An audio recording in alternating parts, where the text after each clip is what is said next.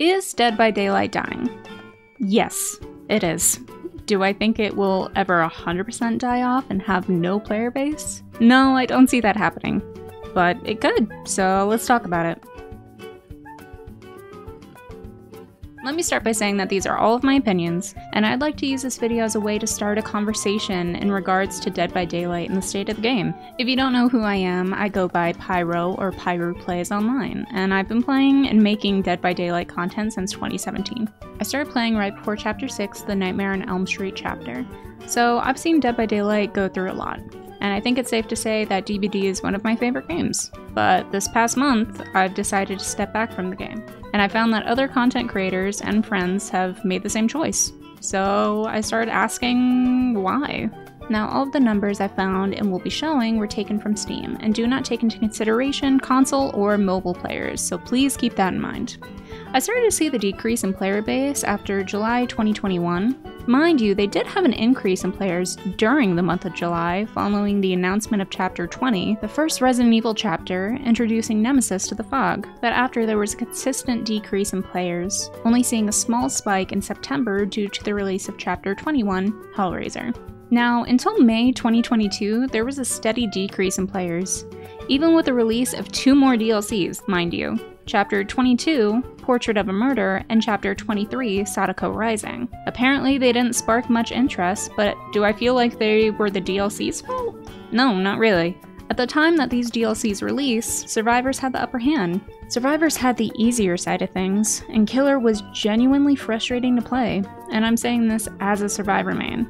Life as a Survivor main during these times was easygoing, and something needed to change. Jumping to May/June of 2022, we'd gotten the release of Chapter 24, Roots of Dread, as well as not only the announcement of Chapter 25, the next Resident Evil chapter, Project W, we also got the announcement of Patch 6.1. 6.1 was a massive overhaul of the game with a ton of quote-unquote quality of life changes, as Behavior loves to say.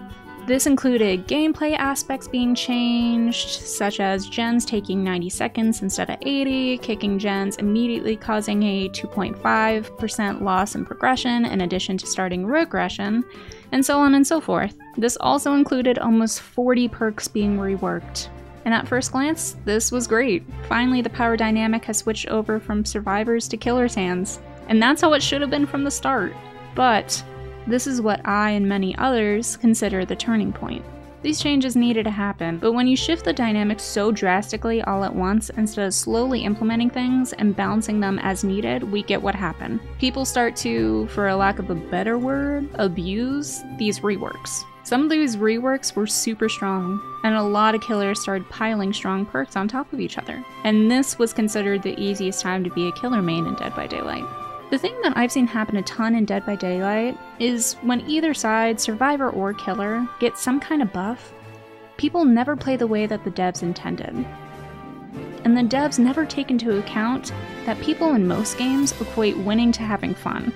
So if all of a sudden it's super easy to win as a killer and all you have to do is run these 3 to 4 mostly passive perks, people will do it. Both sides have been guilty of this. Now jumping forward to November 2022, they released Chapter 26, Forged in the Fog, and one of the most boring killers to date in my opinion. The gameplay against an Azanite is unbelievably boring. People started to use him as an anti-loop killer, which isn't necessarily what the devs had envisioned. But people quickly realized how easy it was to cut off loops with him, and the only thing you can do is hold W. Now jumping to present day, at the time of making this video, Tools of Torment Chapter 27 has just come out, which is extremely lackluster. Current gameplay is abysmal, 3-gen gameplay is at an all-time high, but if you decide to take chase as a killer, gens pop off left and right like you're being punished for taking chase. And the cherry on top is the DDoSing that's happening. A ton of content creators are scared to even play the game right now, and it's seemingly happening on every platform, not just Steam. I'm not sure entirely how DDoSing works, because I've never done it myself, but there are so many people being attacked, and it seems like Behavior doesn't even know how to fix it.